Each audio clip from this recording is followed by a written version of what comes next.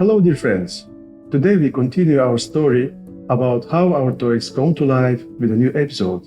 We are now in Julia, Romania, visiting Maria Beatrice at the Neurological and Physical Abilitation Center that bears her name. Here we also find a dear friend, Medina Bordea, clinical pediatric psychologist. Medina has been close to us since the beginning of Bumbu Toys, with positive thoughts, with her professional advice, but also her expertise in psychology of children and their parents.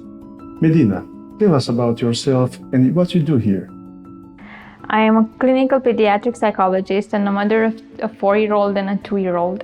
Although I was no stranger to the world of toys when I first started buying toys for my children, my husband and I decided that the choices we make when buying toys are extremely important, and they need to reflect the core values we have as a family.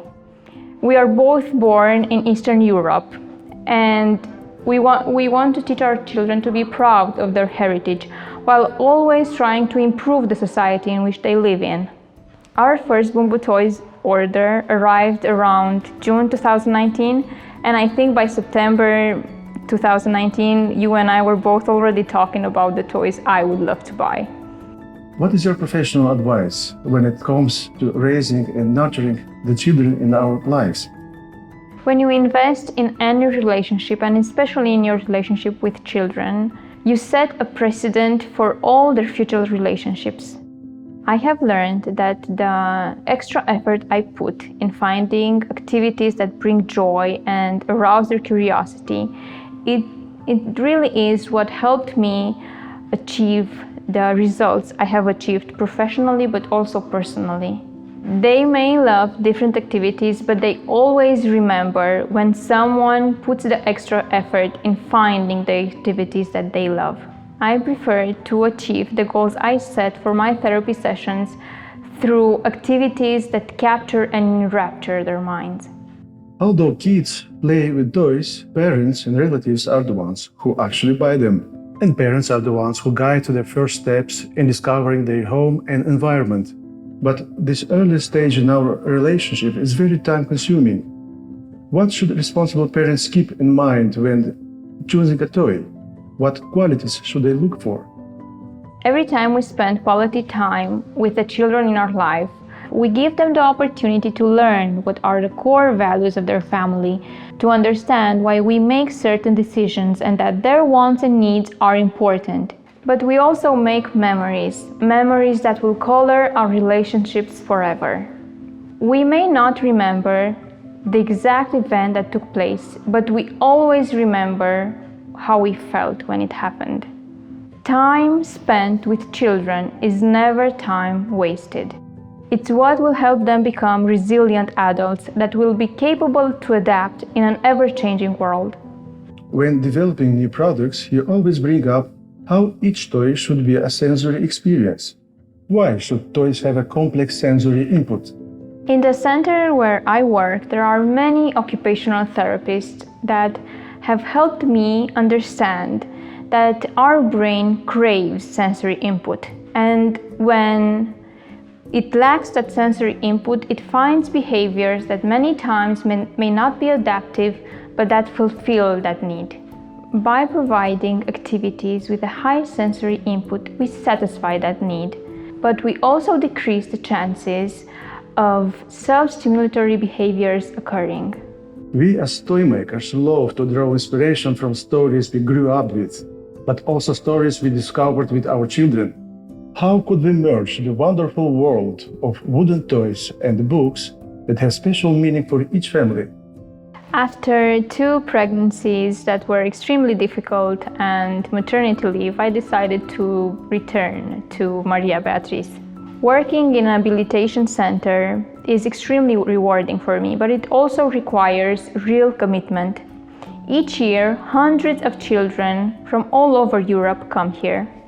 My son was 3 years old, and we were struggling to explain to him why I was going back to work and actually what being a clinical pediatric psychologist means. I found a book in which a penguin chick hatches, and while the mother is away, The father cares for him. They both await her return, while many animals try to send news to her that the chick has hatched. When mommy penguin returns, she brings with her a baby seal that has a broken flipper. She has been delayed because the baby seal needed special care. The 4 hours I was away from my son were in no means as arduous as carrying a baby seal on your back, but for my son it felt that way. We used to reenact the story while playing with toy penguins, and while I was away, playing with them helped my son remember why I wasn't there. When my wife and I first started our journey as toy makers, we felt a great deal of pressure to make our product competitive with other brands that had a long time to improve upon each step of the production process. As a small family-run business employing artisans in a small community in a rural area, we always try to make our customers fall in love with each Bumbu Toys piece in their collection, while trying to be respectful of the incredible hard work and craftsmanship that our artisans put in each piece. Marina, you and I had many discussions about quality control, but imperfections are inevitable when working with a natural material like wood.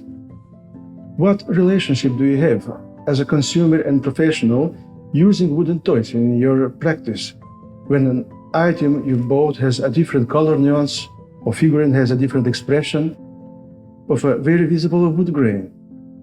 No matter how impaired we are cognitively or physically, we are drawn to beauty. I have discovered that every child loves beautifully made toys, but we are attracted to symmetry, to things that are perfectly made. I believe that that is a flaw we must overcome through exposure. Nature isn't perfectly symmetrical or identical. Each leaf is different. Each leaf has a small imperfection, and no matter how big the tree is, you will never find two leaves that are perfectly identical. When you interact with handmade objects, you learn to love flaws, to see the beauty in things that aren't made by a machine and that aren't painted using the same pattern. You learn to understand that nothing we make is ever perfect, and that is okay. We are all uniquely challenged, but none more than those who hold onto unrealistic standards to those around us or themselves. Perfection is an oversimplification of a complex reality, lazy and flawed. Having an imperfection makes you something more, not something less. And when you work in a place like Maria Beatrice with children with disabilities, you learn to love those imperfections. There is a whole spectrum of possibilities when you have children. And when you learn to love imperfections in other people, you learn to accept them in yourself. I would like to thank you, Medina, for your time and for sharing your valuable insight with us. Seeing these children today playing with our toys brought so much joy to my heart. That is the main reason I became a toy maker, in fact. We are all very thankful for all the toys we have received beginning in December 2019. As a non-profit organization, our resources are always stretched thin. Seeing how well the toys still look after passing through so many hands makes me very hopeful of the future that awaits Bumbu Toys. I also want to thank you, the audience, for watching this video, as we hope that it helps parents and children alike discover new and wonderful ways of finding fun and play every single day.